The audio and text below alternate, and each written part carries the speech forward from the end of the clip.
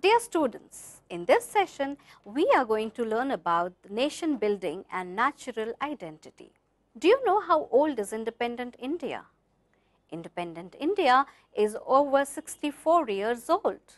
It is not a short or long time for which a nation building process has been initialized. Why is it important to learn about nation building? The great nation India has evolved as a successful nation since independence. The greatest success of India lies with the federal, secular and its multi-party political system. Can you guess how many general elections have taken place since independence? 15 general elections have taken place since independence. All of them have been fair and mostly peaceful. There's a saying that any truism about India can be immediately contradicted by another truism about India. Our country's national motto, Satyameva Jayate, which means truth alone triumphs, is what every Indian keeps in his mind. But having a look at the present society, it is hard to say this phrase holds a ground. I believe India can build a strong nation by preserving the country's diversity and our democratic values and tradition. So students, let's together now learn about nation building and identity. This short video will guide you to learn about the vast nation building strategies of our country. Nation building. Now tell me what this term means. What do you think is needed to build a nation? Well, does anybody have an idea what this term actually refers to? Let me tell you, nation building refers to the process of building up a national identity using the power of the state. The aim is to unify the people within the state so that it remains politically strong in the long run. The use of propaganda or major infrastructure development is needed to strengthen social harmony and economic growth. We need to protect and safeguard the future identity and independence of the nation by improving behavior, values, language, institutions and physical structures that describe our history and culture and protect the present. Do you know what nation building comprises of? Nation building also includes the creation of national symbols such as flags, anthems, stadiums, national airlines, languages, etc. National identity also needs to be protected by bringing together various ethnic groups or communities into a country, because in many newly established states, the British policy of divide and rule had created many ethnic categories of population. Now tell me the difference between the term nation building and state building. You know, both these terms are used intermittently. Both these terms have fairly different connotations in political science. Nation building refers to a national identity. A state building refers to the infrastructure and institutions of the state. There were two different schools of thought on state building. The first school, made more prominent by the media, shows state building as an intrusion by foreign countries. The second school of thought, which is more widely accepted by international academic institutions, portrays state building as an indigenous process. Now, nation building as a term is used in an entirely new context, as it is used of armed force in the conclusion of a conflict to ensure a smooth transition to democracy. Here, nation building refers to deliberate efforts by a foreign power to install the institutions of a national government according to a more familiar model prevalent in the foreign power. Therefore, state building comprises massive investment, military occupation, changeable government and the use of media to propagate government policy. Now, let's learn how to meet the target of nation building. In spite of all these stupendous achievements, we have a long way to go in certain other areas. We must all join hands and stand together to overcome these challenges. First, we have to modernize administration with the introduction of the new information and communication technology. Second, Today, one notices a certain cynicism towards parliamentary institutions and erosion in the respect for normal parliamentary processes and the parliamentarians. Third, the country today faces one of the biggest challenges of having become place about corruption in high places, both political and bureaucratic. Fourth, the wealth generated from globalization should be distributed and reach all legitimate recipients. Fifth, on the social front, the secular fabric of India needs to be strengthened, especially at a time when religious minorities and their institutions are coming under attack. Sixth, we have to ensure a pattern of development that is consistent with the preservation of environment, which will ultimately lead to sustainable development. And finally, India has miles to go in improving human development indicators. Without investment in human capital, investment in every other form of capital fails to yield optimal results. Human capital is the link with the future and so is central to growth and development and also the very heart of the typical modern economy. Nation, state and society. Now we shall discuss politics in modern times. When we talk about the state, the nation and the society with reference to Western European experience, the three terms seem to be interconnected. This is not the situation in other places. So, it is essential that we define these terms. State is a political association characterized by territorial jurisdiction, non-voluntary membership and set of values which define the right of its members and claims to legitimacy of power over its members. The member of a state is usually known as a citizen. Nation refers to a group of people who have developed solidarity on the basis of common cultural identity, religion, language and state, etc. Do you know what the national identity of any group depends on? Yes, you are right. It is based on a number of criteria such as the place of residence, ethnic origin, culture, religion, language, etc. Society is a social organization which includes a large number of social institutions like kinship, family, economy and policy. What do you understand by the term society? The term society refers to social relations who are interdependent. When people interact with each other, social relationships are formed.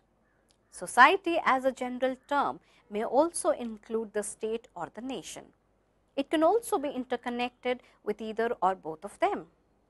Can you give me an example of such an interconnected society? Yes, the Germanic society, which comprises of German-speaking people of East Germany, West Germany, Austria, Italy, etc. Similarly, Hindu society may also include the citizens of Nepal, India, Sri Lanka and Bangladesh. The state also may include a number of societies. Can you give me an example? Yes, the Indian state includes diverse societies based on religion, region or language.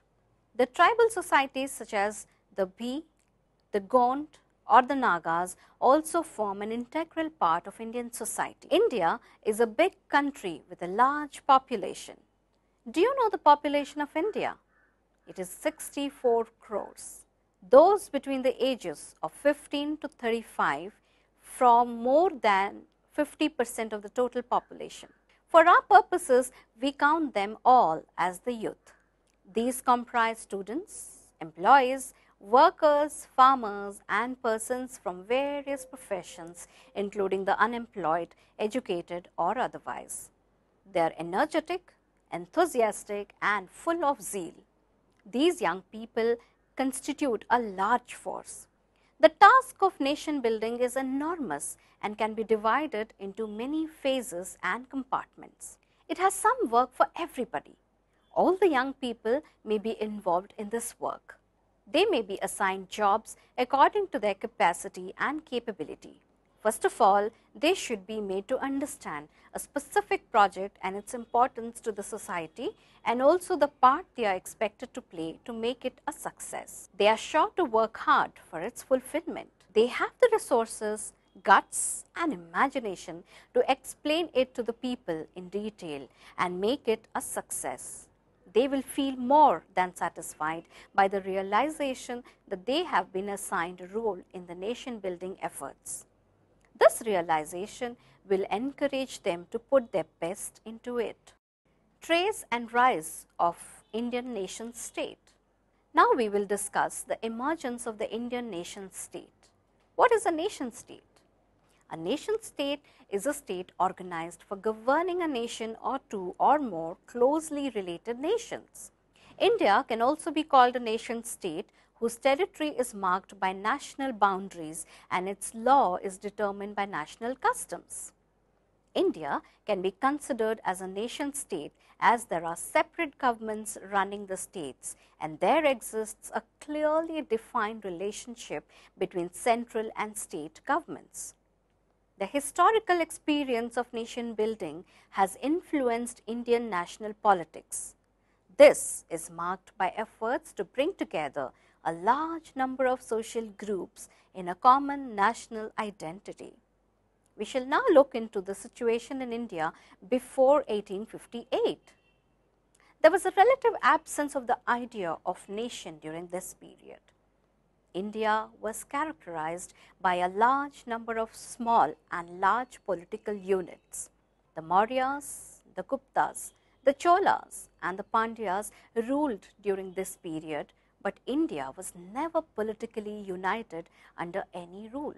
We had no nation state until the British established their supremacy in India. In spite not having a politically unified territory, many factors combined to give the country an identity of oneness. The religious beliefs, practices and institutions provide the people a unifying force. Can you give me an example of this unity? Yes, one person responsible for all this was Adi Shankaracharya, who set up 4 seats of religious authority in 4 corners of India. This consciousness, however, did not get translated into the political domain, and so we had no national identity in the sense in which we talk of it today. Growth of nationalism in India. Now let us learn about the growth of nationalism in India. The establishment of the British also started a process of our liberation, even though it enslaved us. The growth of nationalism can be seen in the efforts made by our leaders for ending the British rule from our country. Can you tell me the 2 factors which helped in the emergence of Indian nationalism? Yes, one factor was the presence of a common enemy, the British. And what was the other factor? I shall tell you the existence of a common cultural identity which helped in the unification of India as one nation. The various struggles, violent, non-violent, constitutional and other uprising by the tribal against the British further helped to unify the diverse groups in India. The process of national building was not complete even after attaining independence. It is a continuing process and is reflected in the nature of politics. Challenges in nation building efforts.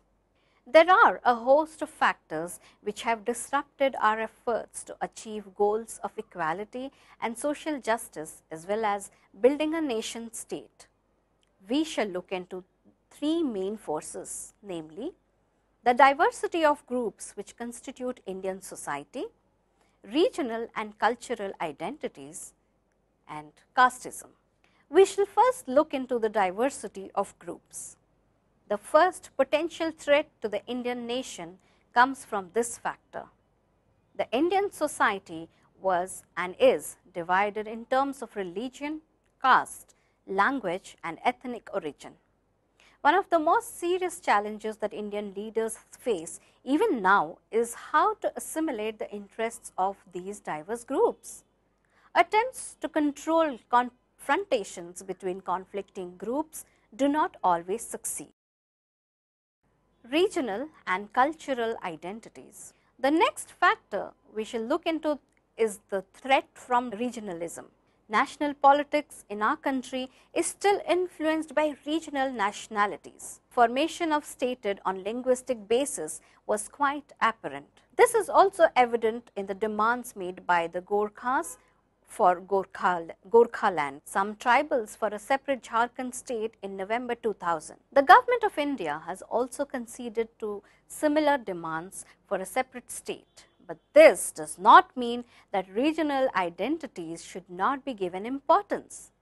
The politics of reconciliation helps to bring the diverse interests of various groups within a national framework. Another factor is the demand for reorganization of states and the assertion by religious minorities of their right to regulate the lives of their members. Do you know the national level politics has recognized the existence of regional and cultural identities and central government has given legal sanctions? The Constitution of India has recognized 15 national languages till 1992. In 2003, there were 18 national languages included in the 8th schedule of the Constitution. It allows each state to carry out its administration in the regional language. Protection of the rights of minorities is a major gain for the nation. This helps to bind the nation state together and forges a political unity. Third factor is casteism. Let's have a look upon the issue of casteism. Well, the issue of casteism has been a talk over and over by a number of people, scholars and laymen alike. Caste is sometimes a mechanism of bringing people together. Can you imagine caste is used as an instrument for successful democratic state? Do you know some of the political parties in India are formed on the basis of caste? Is caste system evil? How? Well, caste system is considered social evil. It does not go well with the ideal model of society. This factor possesses a challenge to nation building. Even though people are in unity, caste plays a distinguished role in Indian national politics. These are the factors that challenge nation building. From this, we can understand nation building is not an easy task. National integration. Do you know what national integration is?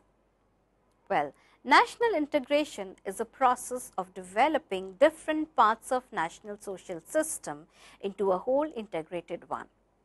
In an integrated society, high degree of social acceptance is given to social institutions, society and values.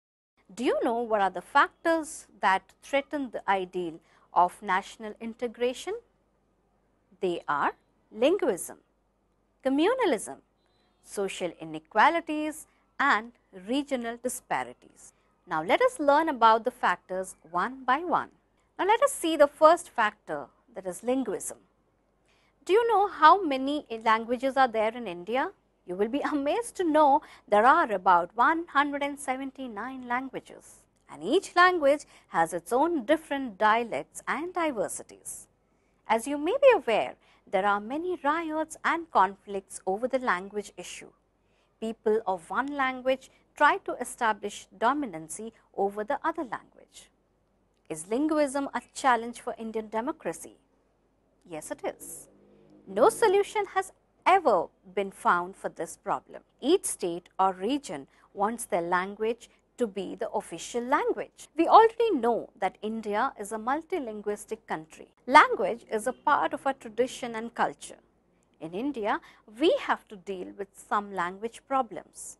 This is because not every Indian has one language in common, and we have a foreign language as our official language. You may be also aware that there was a decision to make Hindi our official language. Still, discussions are going on regarding this, but during the consideration, the South Indian people protested against this.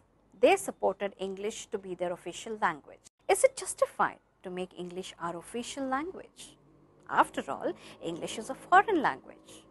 But since we have vast linguistic diversity, we are not able to choose a common official language. To tackle with this language problem, the Government of India adopted two measures. One was the three-language formula and the other was the Official Language Act. By using this, we will be able to make a change in our official language, that is to Hindi. Language is sometimes considered as a barrier in the way of national integration. And the second factor is communalism. Let's have a look at the word communalism. You all might be aware of this term. Communalism is an act of religious groups by exerting or dominating other groups to maximize their political, social and economic strength. As we already know that India is called secular state, but the act of communalism is a counterpart to this notion. For example, secular state means coexistence of all religious groups in a peaceful manner. So, if one group tries to dominate the other group, it is against secularism. We have to treat all of them equally. But then too, very often we hear news about communal or religious riots. Even though the Indian nation has been successfully built, still we can't move away from communal clashes. The third factor is social inequality. Every society, as we all know, there is a system of social stratification. Now, what does social stratification mean? It means inequality in terms of unequal distribution of duties, services, wealth, etc. In India, the main example of social stratification is caste system. And the fourth factor is regional disparities. The unequal development of various parts of India has adversely affected the character of national integration. Can you point out a threat to concept of United Nations state? The major threat is regional disparities in terms of socio-economic development. In this session, we have discussed the various aspects of nation building and described the aspects of it. We had a look at the concepts like state, nation and society. We had also briefly traded the emergence of Indian nation state. We had a brief outline about the strategies adopted to build up a nation. In the fourth section, we also had learned the forces which have challenged the nation building task. And in the last topic, we outlined the issues affecting the national integration, which is also regarded as a process of building up a nation. To conclude, we can say the 21st century India should be economically prosperous, socially cohesive and politically strong and stable, culturally rich and scientifically advanced. To build our India as a great nation, we need to work together. Every India should think of India first. Every Indian should think of India first and work to make India first. Hope this session has brought to you a clear picture about nation building and national identity. Hope you had an interesting session.